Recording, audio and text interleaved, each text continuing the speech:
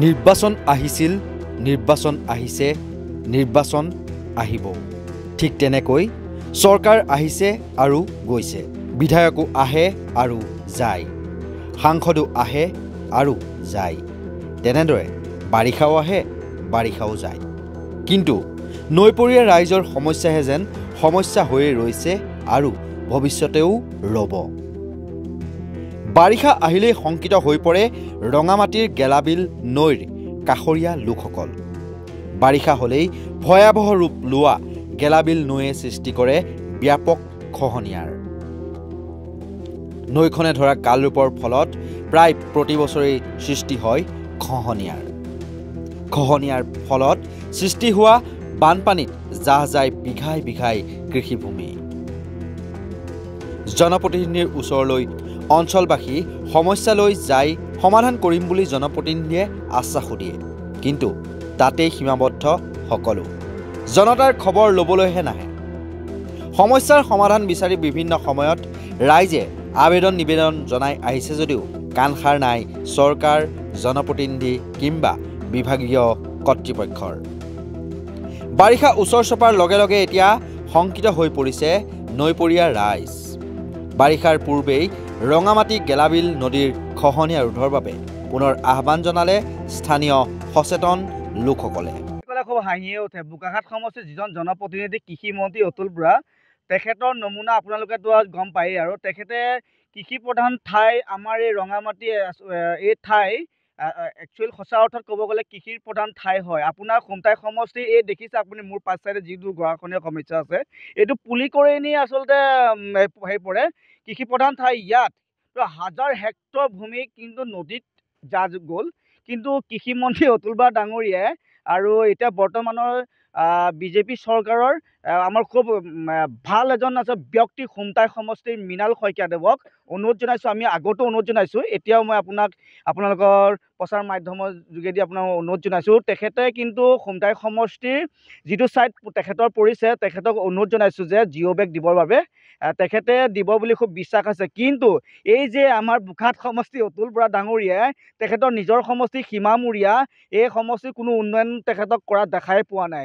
আচলতে এই নিউজটো যদি মানে তেওঁ কোনোবা আংগু পাংগুৱে চাই তেখেতে বহুত ধৰণৰ কথা ক'ব। কিন্তু যদি তেখেতে সম্পূৰ্ণ যদি এই ফিল্ডত আহে নহয়, ফিল্ড ভিজিট কৰে নহয়, সম্পূৰ্ণভাৱে আপোনালোকে দেখিব জিঅ'য়ে দেখিব, কোনো কাৰণেই নহয়। এতিয়া চাওক এ টি চি বাগানখন গেলাবিল নদীত আচলতে যাওঁ হৈ আছে, যিটো নেকি অসম বিখ্যাত, ভাৰত বিখ্যাত আমাৰ আপোনাৰ সেই যিটো চাহপাত, সেই চাহপাতৰ যি এ টি চি কোম্পেনীৰ বাগান আছে, বাগানখন একদম নদীত যাওঁ হৈ আছে।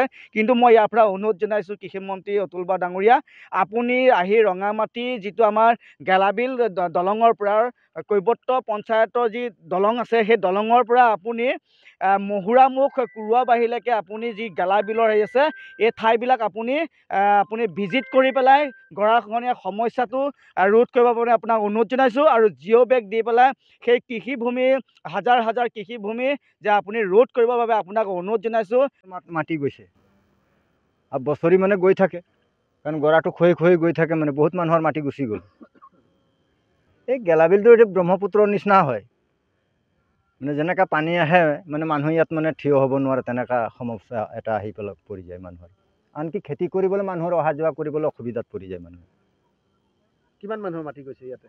এতিয়া টোটেল ধৰি লওকচোন 100 মান ঘৰৰ মানুহ হ'ব, সেই দলঙৰ পৰা লৈ পেলাই একদম সেইমূৰলৈকে। এই 100 বিঘাতকৈ আপ হ'ব, 1000 বিঘামান মাটি হ'ব, কাৰণ দলঙৰ পৰা লৈ সেইমূৰলৈকে বহুত মানুহৰ মাটি আছে নহয়। এজনৰ 15 বিঘা 20 বিঘাকৈ মাটি আছে। এতিয়া মোৰে আছে নিজৰ মাটি 12 বিঘা। যাহ গ'ল, কিছুমান আছে আৰু নিয়মটো, আৰু বাকীটো গ'ল। আৰু এই তেনেকৈ খহি গৈ থাকিব আৰু কি হ'ব। আজিলৈকেতো মই গম পোৱাতে আজিলৈকে আহি পোৱা নাই, আৰু সেইটো কথা সোধাও নাই আমাক যে গৰাই কিমান মানুহৰ মাটি খহাই নিলে বা পানীয়ে কিমান ধ্বংস কৰিলে, একো কথা আমাক সুধিবলৈ অহা নাই। জনপ্ৰতিনিধি আহে নে নাই ইয়াতে? কোনো অহা নাই আজিলৈকে, আমাক হিচাপো কৰা নাই কিমান মাটি গ'ল? নাই হিচাপ পত্ৰ কৰা নাই। মিছাকৈ কেলৈ কৈ দিম কৰিছে বুলি।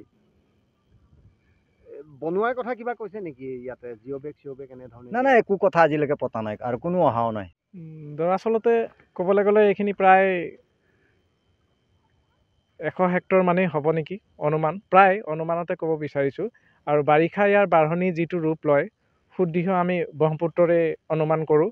কাৰণ এইখিনিৰ পৰা যিমান ভূমি এতিয়া আমি খোজকাঢ়ি ইমান পৰ্যন্ত আহি পালোঁ, আমি সেই ৰাস্তাৰ পৰা দাঁতি কাষৰতে আমি থিয় হৈ পেলাই কিছুমান মানে দৃশ্য আমি উপভোগ কৰোঁ। গতিকে এইখিনি অঞ্চল যথেষ্ট গৰাখহনীয়া আৰু বৰমূৰীয়াসকলে বা মন্ত্ৰী বিধায়ক আমাৰ কৃষিমন্ত্ৰীয়ে আমাৰ এই দাঁতি কাষৰীয়া কৃষিৰ ভিত্তিত তেখেত জড়িত যদিও এইখিনি কাণসাৰ দিয়া পৰিলক্ষিত হোৱা দেখা নাই। যিহেতু এইখিনি বাগান চাহ বাগিচা অঞ্চলৰ তথা চহা কিছুমান খেতিয়কৰ অঞ্চল বুলি তেখেতসকলে ইয়াক হেয় প্ৰতিপন্ন কৰা যেন অনুমান হয়। সময়ে সময়ে কাৰণ ইয়াতে আমাৰ এইখন বিজুলী ক্লাবে ইয়াত ডে নাইট হিচাপে কেইবাখনো খেল ক্ৰিকেটো পাতিলে, ফুটবলো পাতিছে। তেনেকুৱাতে আমি মিনিষ্টাৰ বিষয়ববীয়াসকলক আমাৰ ইয়াত আমন্ত্ৰণ জনোৱা হয় বা কথাই প্ৰত্যেকে আমি অলপ আগতে আমাৰ চহা খেতিয়ক এজনে যেনেকৈ কৈ গ'ল তেনেধৰণে বিভিন্নজনে বিভিন্ন কথোপকথন কৰে তেখেতসকলৰ লগত। কিন্তু তেখেতসকলে পৰৱৰ্তী পৰ্যায়ত চাম, এই সংক্ৰান্তে আহিম, কথা পাতিম, লগ হ'ম, এনেধৰণেই কিছুমান বাক্য দি পেলাই প্ৰলোভিত কৰি গুচি যায়। আমাৰ গেলাবিলে আমাৰ দলঙৰ পৰা ধৰি আমাৰ নিকুৰি ঘাটলৈকে মেক্সিমাম 500ৰ ওপৰৰ মানুহৰ গৰাখহনীয়া গৈছে। আৰু বহুত গৰাখহনীয়া মাটি একদম মানুহৰ খেতিয়ক মানুহৰ মাটি গৈছে। গতিকে মানে কোনো মন্ত্ৰী বিধায়কে ইয়াতে সোধ পোছ কৰিব নাহে যে মাটি গৰাখহনীয়া মাটি গৈছে কিন্তু কিবা অসুবিধা হৈছে নেকি, আজিলৈকে কোনো মানুহ সুধিবলৈ নাযায় সিহঁতে। মানুহকেইটা বহুত মানে বিপদৰ সন্মুখীন হৈছে আৰু অহা যোৱাটো দিগদাৰ হৈছে। মানুহ চিন্তাত পৰিছে, এনেকা গৰা খহি গৈ থাকিব, আমাৰ মাটি বাৰীকেইটা কি হ'ব। তো এনেকাত চিন্তা পৰিছে। আৰু আমি আগতেও গৰাখহনীয়াৰ বিষয়লৈকে আমি মন্ত্ৰী মহোদয়লৈ আমি অলপ হেৰি কৰিছিলোঁ, দৰখাস্ত পেলাইছিলোঁ যে আমাৰ গৰাখহনীয়ালৈকে আমাৰ কিবা এটা ব্যৱস্থা কৰি দিয়ক। তেখেতে একো কাণ নিদিলে। তাৰপৰা আৰু বহুত সমস্যা আছে। আমাৰ মানে খেতি গোটেই ধান চান ডুবি যায়, আমাৰ মানে খেতি নষ্ট হয়, আমি একো সুবিধা নাপাওঁ। তো সেইকেইটা সুবিধা আমি পাব লাগিছিলে, কিন্তু আমি চৰকাৰ ফালৰ পৰা একো পোৱা নাই। বৰ্তমান গৰাখহনীয়া বিষয়লৈকে ক'বলৈ গ'লে মন্ত্ৰী MLAৰ পৰা ধৰি চব 0 পইণ্টত, 0 আছে, মানে কি ইয়াত অহাই নাই, এইটো সোধ পোছ কৰিবলৈ নাহে। কুম্ভকৰ্ণ নিদ্ৰাত থকা চৰকাৰৰ জনপ্ৰতিনিধিয়ে শুনা পাবনে শংকিত ৰাইজৰ চিঞৰসমূহ? বুজি উঠিবনে মৰ্ম বেদনা? নে হিতাধিকাৰী সৃষ্টিকাৰী বিভিন্ন আঁচনিৰ টোপৰে জনতাক আভুৱা ভাৰী পুনৰ এবাৰ শাসনভাৰ লৈ পিঠি দিব মূল সমস্যাসমূহ সমাধানৰ প্ৰতি?